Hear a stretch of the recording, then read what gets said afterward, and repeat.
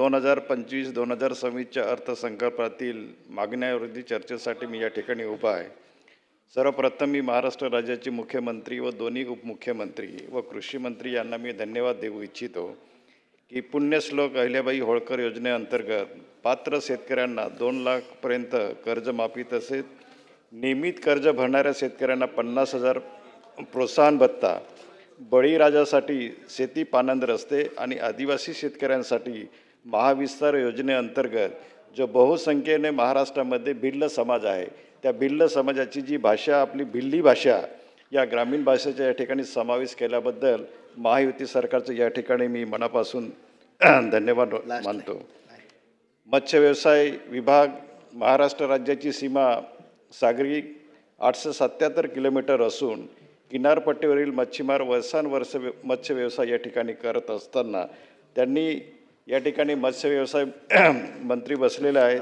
मी आपल्याला या ठिकाणी माझी आपल्याला विनंती आहे की समुद्रातील मासेमारीला प्रोत्साहन देण्यासाठी 1970 आणि 80च्या दरम्यान एक पायलट स्कीम जी आहे ज्याला आपण NCDC या योजनेअंतर्गत नौका बांधणीसाठी योजना आखण्यात आली। या योजनेअंतर्गत या ठिकाणी कर्जाची जी विभागणी जी आहे ही 55% त्या ठिकाणी कर्ज, 30% अनुदान, 10% गटाचे स्वयंनिधी आणि 5% भाग भांडवल।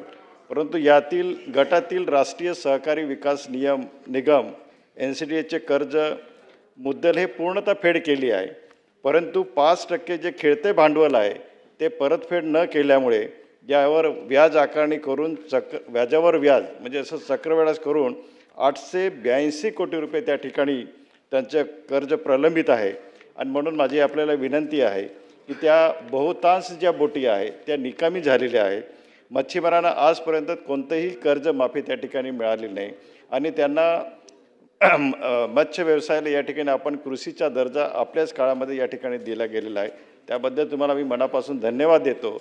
पण हे धन्यवाद देत असताना थांबा 2 मिनटं साहेब, हे धन्यवाद देत असताना या ठिकाणी माझी आपल्याला एक विनंती आहे की हे कर्ज माफ जे आहे 882 कोटी एकाच वेळी जरी देता नाही आले तरी हरकत नाही, परंतु टप्प्याटप्प्याने कसं आपल्याला कर्जमाफी देता येईल।